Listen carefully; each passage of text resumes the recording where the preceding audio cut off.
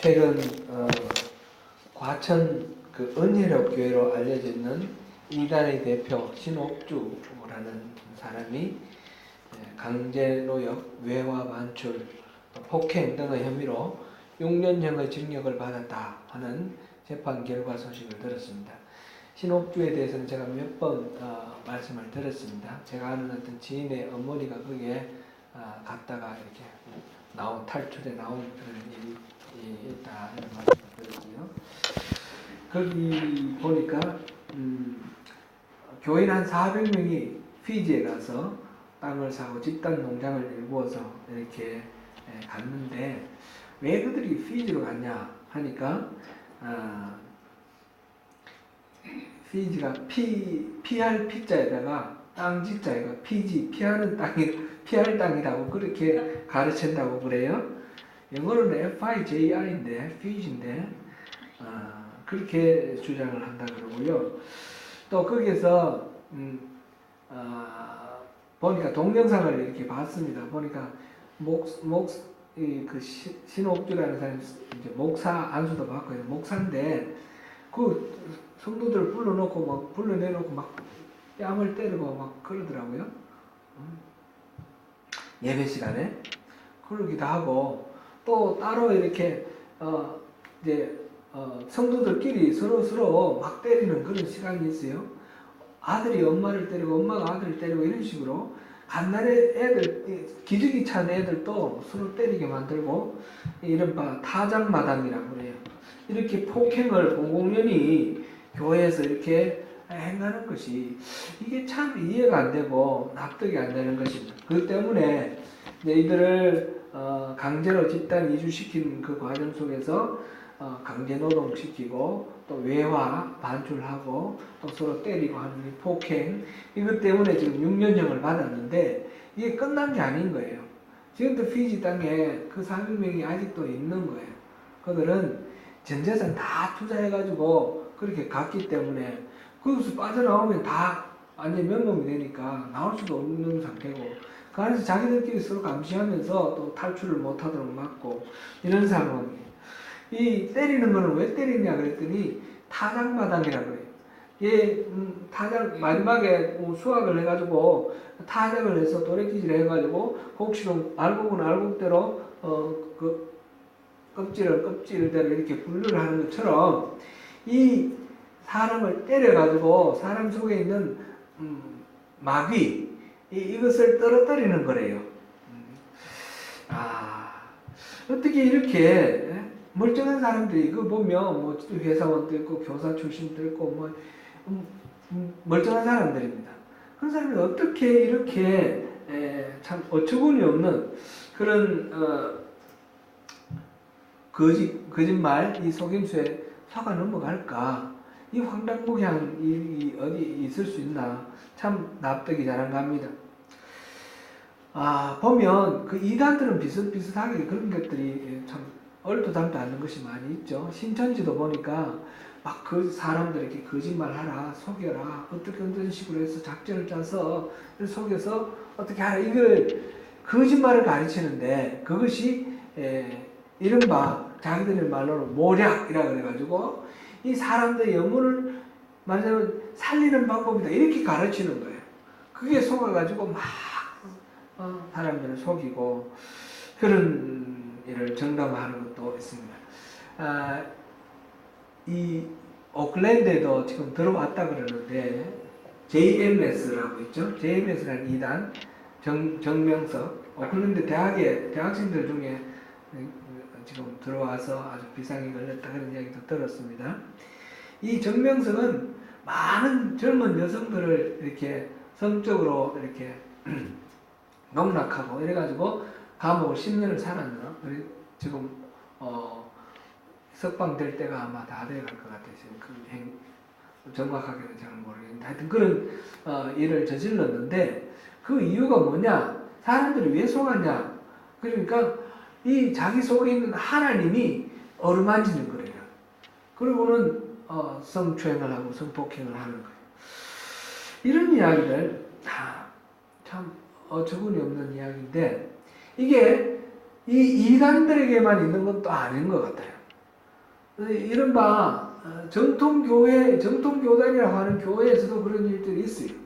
지금 한기총회 대표하는 그 전광훈이라는 목사, 그 사람은 교인들 여성 교인들을 얘기를 하는 거죠. 자기 앞에 세워놓고 빤스 내리라. 그래가 내리면 자기 성도고 안 내리면 성도가 아니다. 이런 말을 했어요. 그런 미친 소리를 듣고 그래도 그 사람을 목사로 여기면서 지금도 따라간 사람이 지금 현재 그 사랑제일교회라는 그 교회 성도가 2,000명이라는 거예요. 이런 문제들 전 대체로 오늘날 한국 교회가 참 상식적으로 납득이 안 되고 이해가 안 되는 그런 심각한 병을 앓고 있습니다. 이 이유들이 어디에 있을까? 여러 가지로 분석할 수가 있는데 가장 기본적으로는 교회에서 이 반지성주의가 너무 이렇게 팽배한 것 아닌가 그런 생각이 듭니다. 제가 처음 이제 교회에 나가고 처음 이렇게 신앙생활 시작할 때에 제가 그런 말 한번 드렸죠. 이 성경 공부 시간에 질문을 몇 번을 했더니 질문을 못하게 하는 거예요. 자꾸 그렇게 따지지 말라고. 신앙은 따지는 게 아니고 믿는 거라고. 덮어놓고 믿어야 된다고. 그런 이야기를 하더라고요. 이런 식으로 신앙은 따지는 것이 아니라 막 골치 아프게 생각하면 자꾸 믿음이 없어진다. 그러니까 덮어놓고 믿어라. 이렇게 하는 지성을 배격하는 반지성주의, 이것이 한국 교회를 병들게 하는 중요한 요인이 아니겠는가. 그렇게 전문가들도 그렇게 봅니다. 우리 기독교 역사를 보면 그 가톨릭 교회가 1500년까지 16세기 중반까지 교회에서 이 신부가 가르치는 그대로만 듣고 믿으라고 그렇게 배웠습니다. 성경도 읽을 수가 없습니다. 만약 일반 성도가 성경을 읽으면 이단으로 정죄되어서 화형당하고 그렇게 됩니다. 성경도 알 필요가 없다는 거죠. 가르쳐 주는 대로만 들으면 된다는 거죠. 16세기에 일어나서 독일의 신학자 마르틴 루터는 그건 아니다. 우리가 말씀대로 사는 것이 의미 있는 것이지 그 교회가 잘못 가르치는 걸 그냥 추종해서는 안 된다 해서 종교개혁을 일으켰습니다. 그리고 맨 먼저 한 일이 성경을 번역하는 것이었습니다. 그래서 모든 사람들이 성경을 읽을 수 있도록 하는 것이 이 개혁의 중요한 요소였습니다. 그러나 이 종교개혁도 그 마르틴 루터가 내세운 슬로건 중에 오직 믿음으로 솔라 피데 이것이 잘못 적용되어서 오늘날 우리 한국교회에서는 그냥 믿으면 된다. 오직 믿음으로 구원받는다.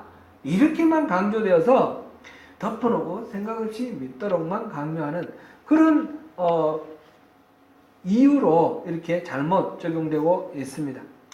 세상 사람들이 교회를 바라볼 때 교회가 참 이해가 안 되는 그런 것이 많습니다. 우리는 교회 안에 있으니까 이걸 인식하지 못하는데 교회 밖에 있는 사람들이 바라볼 때 참 이상한 거죠. 신옥주의 그 이야기, 피지라 그러는 거나 다당마당이라는 거. 이게 어떻게 먹혀들지? 그런 생각이 들죠. 그리고 전통교단에서도 그렇게 받아들여지고 있고요. 또 최근에 그 창조과학이라는 그것을 통해서 창조과학회 이런 사람들이 예를 들면 성경의 창세기 1장에 나오는 그 하루는 그 우리가 겪는 24시간이다 이렇게 믿어야 되고, 만약 여기에 대해서 그대로 믿지 않고 다르게 주장하면 다 이단이다 이렇게 주장을 하는 거예요. 그렇게 말을 하면서 이 지구의 역사가 6,000년이고 우주의 역사가 6,000년이다 이렇게 주장을 하니까 학교에서 배우는 거하고 너무 판이하게 달라서 젊은 사람들이 이해를 못하는 거죠. 그래서 교회는 이상한 사람들이 가는 곳이다. 교회는 생각 없는 사람, 정신 나간 사람들이 모이는 곳이다. 이렇게 생각을 한다는 거죠. 교회 바깥에서. 과연 그렇습니까? 교회는 생각이 없는 사람들이 모이는 데고 정신 나간 사람들이 모이는 데입니까? 여러분들, 우리는 그렇습니까? 우리 생각이 없습니까? 생각 없는 것이 미덕입니까? 아니죠. 실제로 교회 안에 그렇게 생각이 없는 것을 미덕으로 생각하는 사람이 있다는 거죠. 그것이 아니라는 것을 우리가 오늘 말씀을 통해서 한번 다시 살펴볼 필요가 있다, 이렇게 봅니다. 오늘 본문은 사울 왕이 이스라엘의 첫 번째 왕으로 이렇게 세워진 후에 이렇게 하나님으로부터 버림받는 과정을 기록한 내용입니다. 사사기를 지나면서 이스라엘 사람들은 왕을 달라고 했습니다. 이스라엘 사람들의 진정한 왕은 하나님이신데 그 하나님은 보이지 아니하시고 느껴지지 아니하니까 사람 왕을 보내달라고 그렇게 요구를 하였습니다. 하나님은 이 일이 이렇게 요구될 줄을 이미 아셨기 때문에 신명기 17장 14절에서 20절 보면 왕을 구할 때에 왕을 이렇게 하나님께서 세우실 텐데 이렇게 세우고 이렇게 하라 하는 내용이 나와 있어요. 그것은 아무나 세우지 말고 여호와 하나님께서 택하신 자만 왕으로 세우라. 그리고 왕이 된 자는 병마를 많이 두지 말고, 이거는 군사력을 의지하지 말라 이 말이죠. 그 다음에 아내를 많이 두지 말고 이 세상의 정욕에 너무 마음 뺏기지 않도록 하라, 이런 말이죠. 이런 식으로 하면서 왕은 늘 율법서를 곁에 두고 그 말씀을 읽어서 그 말씀대로 살고 그 명령을 지켜 행하라, 이렇게 신명기에서 말해 주었습니다. 사울이 왕이 된 지 2년이 지났을 때입니다. 지금 사무엘상 13장 1절에 보면 2년이 됐다고 그렇게 나왔는데 이스라엘 상비군이 3,000명입니다. 이스라엘의 군인이 지금 3,000명입니다. 근데 2,000명은 왕이 관할을 하고 2,000명은 왕의 아들 요나단에게 맡겼습니다. 왕은 그 믹마스와 베델산에 배치를 하고 있고 1,000명은 요나단이 기브아에 주둔하게 한 상태입니다. 지금 이 믹마스나 베델이나 기브아나 이거는 다 이 이스라엘의 그 지도를 여러분 머릿속에 한번 떠올려 보십시오. 그 중에 한가운데입니다. 한가운데. 베냐민의 영토입니다. 베냐민. 이 아래쪽에 이 예루살렘 밑으로 쪽으로는 유다가 차지하고 있고 그 위에는 에브라임이 차지하고 있고 그 가운데가 이 베냐민 지파가 차지하고 있는 데인데, 근데 블레셋 수비대가 게바에 있었습니다. 블레셋의 수비대 게바도 보면 그 게바의 위치가 이 믹마스와 여기 기브아 중간이에요. 중간. 거기에 그러니까 이스라엘 영토 한가운데에 블레셋이 와 있다라는 거죠. 그 블레셋 수비대를 요나단이 공격한 것을 계기로 해서 블레셋이 반격을 시작을 합니다. 근데 블레셋의 군대 숫자를 보니까 병거가 3만이고 마병이 6천이고 백성은 모래와 같다, 이렇게 되어 있습니다. 병거라고 그러면 그 요즘식으로 표현하면 탱크예요. 탱크. 장갑차. 무장한 그런 마차죠. 이 병거가 3만이나 되고 또 마병이 6천이고 기마병이 6천명이고 그 보병들은 머리와 같이 셀 수 없을 정도로 많다.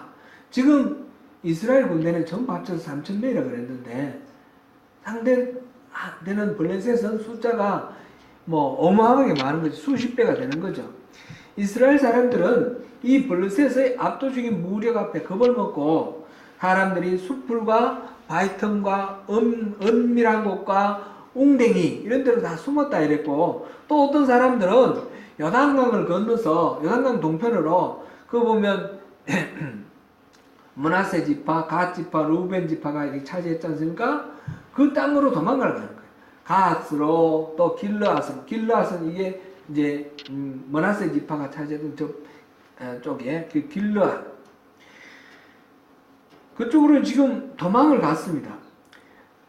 당시 사울은 지금 군대는 위쪽으로 mik마스 쪽으로 이렇게 배치해 놓고 자기는 길갈에 지금 와 있는데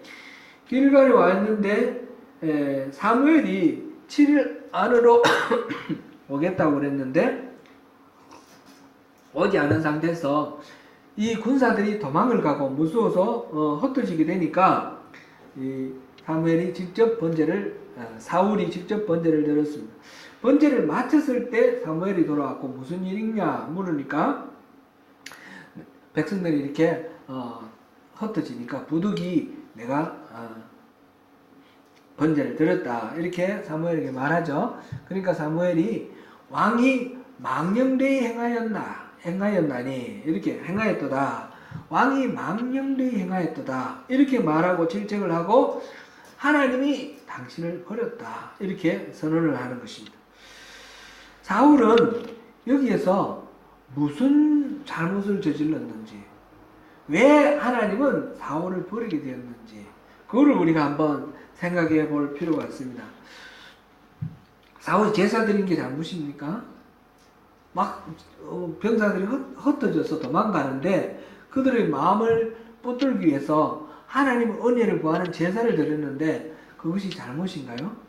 무엇이 잘못인가요?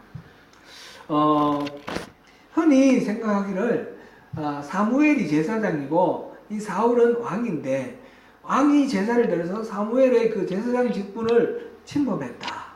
이거는 그 제사 지내는 건 제사장만의 고유한 그런 직무이기 때문에 그게 큰 문제가 되었다. 이렇게 보기도 합니다. 이것도 일정 부분 맞는 말이긴 하지만 사무엘도 사실상 제사장은 아니거든요. 사무엘은 선지자이고 또 사사인데 그러나 제사장은 아니거든요. 엘리 제사장의 아들들이 제사장이고 그 손자가 계속해서 제사장 역할을 이어나갑니다. 그러면 사무엘이 제사를 지낸 거는 제사장이 아닌데도 제사를 지낸 것에 대해서는 성경에 아무런 이야기도 없습니다. 그래서 왕이 제사를 지냈기 때문에 문제인 것으로 보기는 조금 난관이 있습니다. 무리가 있습니다. 실제로 다윗도 자기가 제사를 지내지 않습니까? 왕이. 그래서 그렇다면 뭐가 문제인가? 그것을 우리가 들여다볼 필요가 있습니다. 8절에서 12절 보면 백성들이 블레셋의 군세를 보고 두려움에 사로잡혀 도망을 갔는데 사울은 사무엘이 오기를 기다렸습니다. 근데 사무엘이 오기를 기다린 그 7일이라는 말이 이게 어디서 연결이 되는가 보니까 10장 8절에 이래 뒤에 내가 오겠다. 그때 내가 화목제와 번제를 드릴 테니까 기다리라. 이런 말이 나오거든요. 그러면 그때로부터 7일인가? 사실상 그건 또 아니에요. 지금 10장 8절에 나오는 그때는 처음 사울이 왕으로 초대될 때고 지금 여기는 사울이 왕이 된 지 2년 후예요. 2년 후니까 바로 연결되는 건 아닙니다. 그렇다면 이거는 어떻게 이해해야 되는가? 왕은 어떤 중대한 일을 결정을 할 때 그냥 세상 왕들은 자기 원하는 대로 하자 하면 하고 말자 하면 마는 그런 거지만 이스라엘의 왕은 하나님의 명령을 기다려야 된다는 거죠. 그걸 7일을 기다리라는 것으로 지금 이렇게 표현이 되어 있습니다. 사무엘이 올 때까지 7일을 기다리라. 그리고 이스라엘의 왕은 세상의 왕들과 다르게 철저하게 하나님의 대리인이라는 것입니다. 하나님의 대리인이기 때문에 하나님의 또 다른 대리인, 선지자, 하나님의 말씀을 직접적으로 대언하는 선지자의 그 지위를 받아서 그래서 백성들을 다스리도록 그렇게 위임받은 자리입니다. 그러므로 사무엘이 오지 않은 상태에서 이 사울이 직접 제사를 지냈다는 것은 그 하나님의 명령을 기다리지 않고 하나님의 지위를 받지 않고 세상 왕들처럼 자기가 그냥 왕 노릇을 했다라는 그런 것으로 우리가 볼 수가 있습니다. 사무엘은 사울에게 왕이 망령되이 행하였도다 이렇게 말했는데 바로 그 이유가 이렇게 왕이 이스라엘 왕 다음을 잃어버리고 세상 왕처럼 그렇게 해버렸다는 거죠. 이 사울은 그러면 또 왜 그렇게 했을까 또 생각해 볼 때 그 이전에 10장에서 이 미스바에 모여서 사무엘이 미스바에 온 백성들을 모았을 때에 블레셋이 공격을 해옵니다. 그럴 때에 사무엘이 번제를 드리는 것을 봤습니다. 그랬더니 하나님이 블레셋과 직접 전쟁을 하셔서 블레셋을 물리쳐 주신 것을 봤습니다. 그러니까 사울은 그냥 사무엘이 하는 것, 옛날에 했던 것을 생각해서 그대로 따라한 것입니다. 그대로 따라한 것. 백성들이 두려워 흩어지는 것을 방지하기 위해서 민심을 수습해야 되겠는데 어떻게 할까 하다가 그냥 사무엘이 옛날에 그때 번제 드리는 거 봤더니 하나님 싸워주시더라. 그러니까 아무 생각 없이 사무엘이 하는 대로 해서 결국 자기가 원하는 것은 무엇입니까? 민심을 수습을 해서 자기 왕의 그 자리를 잃어버리지 아니하도록 지키는 그런 일을 했다는 것이죠. 그래서 하나님께 제사를 드렸지만 그 하나님께 제사 드리는 것은 하나님을 기쁘시게 드리는 그런 제사가 아니라 자기의 목적을 이루기 위한 것. 사람들이 백성의 민심을 수습하고 자기가 원하는 군대를 유지해서 전쟁에 이길 수 있는, 그래서 자기의 승리를 이룰 수 있는 그런 방법으로 이 제사를 드렸다는 거죠. 이렇게 보면 여기에서 사울이 사무엘이 오기 전에 제사를 드렸다는 것은 중요한 그런 두 가지 측면에서 문제가 있습니다. 첫째는 세상의 왕들처럼 자기가 마음대로 결정을 해서 하나님의 그 지위를 받지 않았다는 것. 그것이 왕으로서 버림을 받게 되는 것입니다. 그래서 하나님의 마음에 드는 사람을 하나님이 다시 찾겠다라고 그렇게 결정을 하십니다. 그리고 또 이 제사를 드리는 것도 하나님께 영광을 돌려드리는 것이 아니라 자기의 만족을 위해서 자기식으로 민심을 수습해서 자기의 어떤 목적을 이루기 위해서 사무엘이 하는 일을 그냥 아무 생각 없이 답습하는 그런 방식으로 제사를 드렸다는 것입니다. 세상의 왕들을 답습했고 사무엘을 답습했습니다. 그 중심에는 자기가 중심이 되어 있습니다.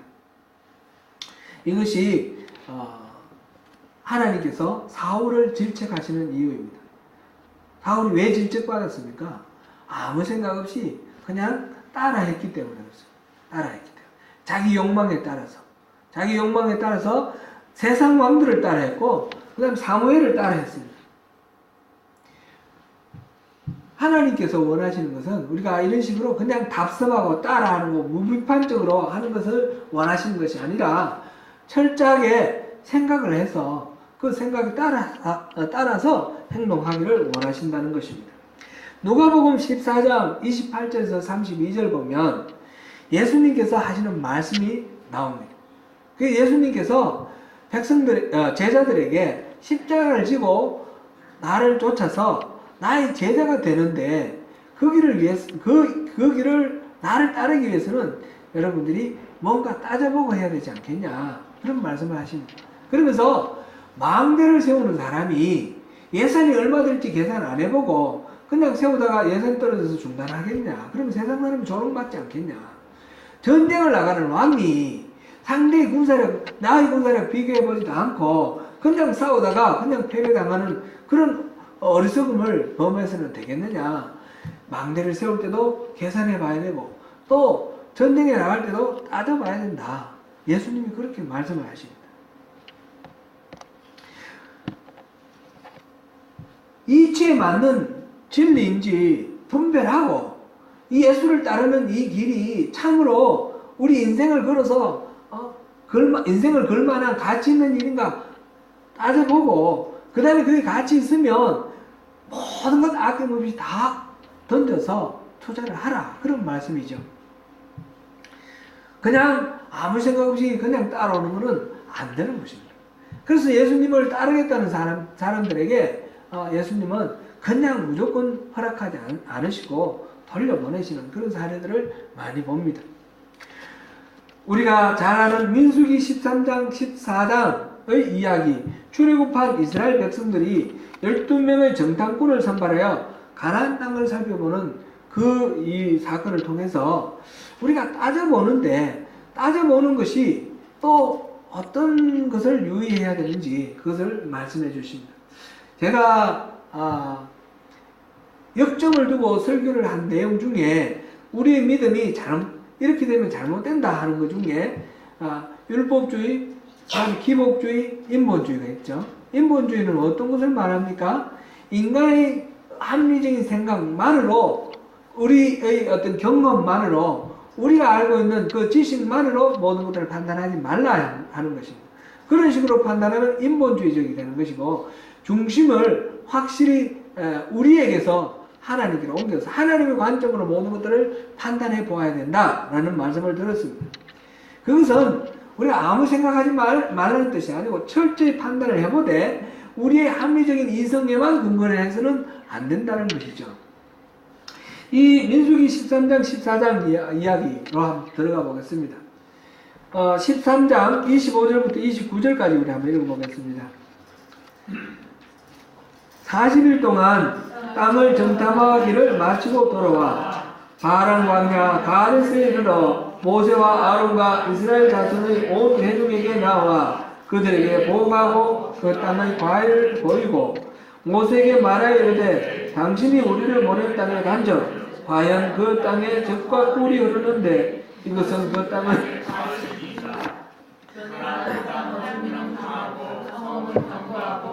힘이 클 뿐 아니라 거기서 아낙 자손을 보았으며 아말렉인은 남방 땅에 거주하고 헷인과 여부스인과 아모리인은 산지에 거주하고 가나안인은 해변과 요단가에 거주하더이다.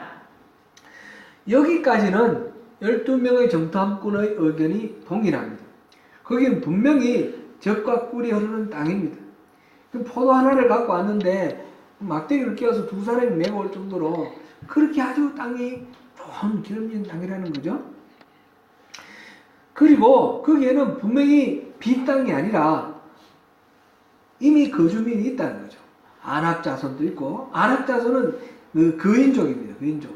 골리앗 같은 그런 그인족이 살고 있고, 또 그 밖에 여러 부족들이 있는데 해변에 사는 이 가나안족도 있고, 산지에 살고 있는 아모리인도 있고, 또 이런 식으로 아말렉 사람은 남방 땅에 있고, 이런 식으로 그 땅은 이미 여러 민족들이 차지하고 있더라. 그 땅은 젖과 꿀이 흐르는 땅이지만 여러 민족이 차지하고 있고, 산 높은 곳에 산성이 세워져 있고 요새가 세워져 있더라. 이 객관적인 사실에 대한 인식은 똑같습니다. 똑같이 그럼 아무것도 안 보고 덮어놓고 온 것이 아니라 참 면밀하게 관찰해서 있는 그대로 보고를 했습니다. 그런데 이 12명의 정탐꾼의 보고는 둘로 갈라집니다. 12명 중에 10명은 그 땅을 지금 젖과 꿀이 흐르는 땅이라고 말해놓고 그 땅을 거주민을 삼키는 땅이다 이렇게 말을 합니다. 그리고 아낙 자손의 거인들이 살고 있으므로 우리는 그들 눈에 메뚜기와 같다. 우리는 그것을 차지할 수가 없다. 그렇게 말합니다. 이 말을 듣고 이스라엘 사람들이 밤새 통곡을 하고 그 새로 지도자를 뽑아서 애굽으로 돌아가자. 그렇게 주장을 합니다. 똑같은 그 결과를 두고 여호수아와 갈렙은 다르게 말하죠. 그 땅은 심히 아름다운 땅이다. 여호와께서 기뻐하시면 우리를 그 땅으로 인도하여 들이시고 그 땅을 우리에게 주시리라. 그리고 그들이 오히려 우리에게 밥이다. 이렇게 말을 합니다. 같은 정탐 결과를 두고 정면으로 반대되는 두 가지 해석이 나오는데 어떤 차이가 있습니까? 뭐 때문에 이런 차이가 나옵니까? 여호와께서 기뻐하시면이라는 이것이죠. 여호와 하나님을 변수로 넣었을 때에 이 결과가 달라지는 거죠.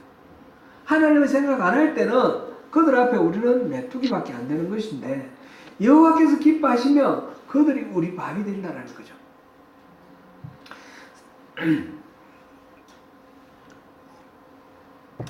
합리적인 이성을 가지고 잘 분별을 하되 하나님이라는 변수를 빼먹지 말라는 것을 여기서 말하고 있습니다. 사무엘하 15장에 보면 압살롬이 반역을 일으킵니다. 그래서 다윗은 이 아들 압살롬의 반역 소식을 듣고 그냥 불이 나게 도망을 갑니다. 언약궤를 갖고 가자라는 말도 들었지만 그런 걸 안 하고 그냥 맨몸으로 도망을 갑니다. 황급히 도망을 가는데 16장에서 바울이 내렸을 때 시므이라는 사람이 따라와서 막 저주를 합니다. 먼지를 날리며 저주를 합니다. 수르의 아들 아비새가 저놈 죽여버리십시다. 그랬더니 다윗이 내버려두라. 하나님이 저 사람에게 나를 저주하러 가신 거다. 그러면서 내버려두게 합니다. 다윗은 그 시므이가 저주하는 것을 자기의 죄를 돌아보는 하나의 그걸로 삼습니다. 그렇다고 해서 이 모든 일을 속량으로 여긴 것은 아닙니다. 다만 하나님을 변수로 생각해서 보는 것입니다. 압살롬 반역이 진압된 후에 돌아올 때 시므이가 다시 와서 삭삭 빌면서 잘못했습니다. 그랬을 때 그때도 아비새가 죽여버립시다. 그랬는데 죽이지 않고 살려줍니다. 그러나 완전히 없던 일로 해주는 것을 아닙니다. 나중에 다윗이 죽을 때 아들 솔로몬에게 유언을 남깁니다. 시므이를 저 백발로 그냥 고이 가게 하지 말고 백발에 피를 묻혀서 서울로 가게 하라. 그런 유언을 남겼고 솔로몬은 또 그 시므이와 약속을 만들고 그 약속을 어기는 시므이를 처형하는 그런 방식이 됩니다. 이 모든 일들에서 어떤 일을 바라볼 때 자기 생각만, 자기 판단만으로 모든 것들을 결정하지 않냐고 하나님의 관점에서 그것을 다시 한번 재해석하는 것을 봅니다. 기독교 신앙에는 우리 이성과 논리로 다 설명할 수 없는 체험적 요소가 있습니다. 신비적인 요소가 있죠. 우리가 하나님과의 인격적인 만남이라고 말하는 것은 객관적으로 설명할 수 없는 그런 주관적인 체험인 경우가 많습니다. 그런 회심, 그리고 기도를 했을 때 하나님이 이건 어떻게 설명할 수 없는 그런 방법으로 우리에게 응답해 주실 때가 있습니다. 그것을 통해서 하나님 살아계신다. 하나님 분명히 우리 기도에 응답하신다는 것을 우리 체험적으로 경험하며 간증하고 고백하죠. 또 매일매일의 일상의 삶 속에서도 하나님이 우리 삶에 개입하시고 함께 동행하시는 것을 우리가 경험할 때가 많이 있습니다. 하나님의 살아계심과 일하심을 하나님이 보여주시는 것을 우리가 계시라고 말하는데, 이 하나님의 계시를 분별하는 것, 이것은 그냥 우리가 무조건 체험적으로만 모든 것을 판단할 수는 없습니다. 그 체험이 잘못 이해가 되면 이 주관적이기 때문에 오해가 되고 엉뚱한 그런 결과를 낳을 수도 있습니다. 그래서 이것들이 정말 하나님의 응답이신가, 정말 하나님의 뜻이고 정말 하나님이 살아계시는 그런 계시이고 하나님의 일하심인가라는 것을 위해서 판단하기 위해서 우리는 그것을 깊이 생각하고 성경 말씀에 비추어 보고 판단하는 그런 과정이 필요합니다. 그것을 위해서 합리적인 이성이 반드시 필요합니다. 그런 과정이 없거나 그런 과정을 불편하다고 여기는 반지성적인 그런 태도를 가지게 될 때 바로 이단이 마음대로 사람을 유혹하고 끌고 가는 그런 식의 문제들이 생기는 것입니다. 사도행전 17장 11절에서 보면 이 베레아 사람들을 평가를 하는 내용이 나오는데, 그들은 간절한 마음으로 말씀을 받고 그것이 그런가 하여 날마다 상고함으로 성경을 상고함으로 이렇게 평가를 하였습니다. 그리스도인으로 산다는 것은 아무 생각 없이 운명에 맡겨 사는 것이 아닙니다. 그리스도인이 된다는 것은 생각이 없는 사람이 된다거나 정신 나간 사람이 된다는 것이 절대로 아닙니다. 그렇지 않고 그리스도인이 된다는 것은 오히려 더욱 철저하게 생각이 깊은 그런 사람이 된다는 것입니다.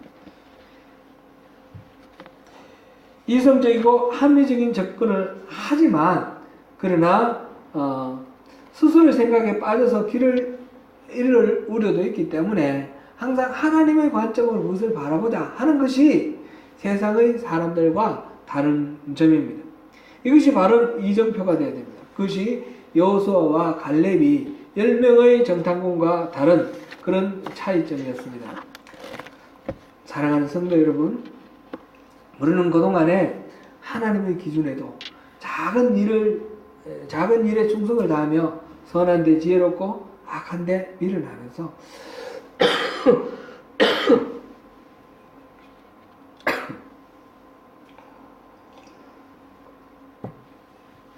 그렇게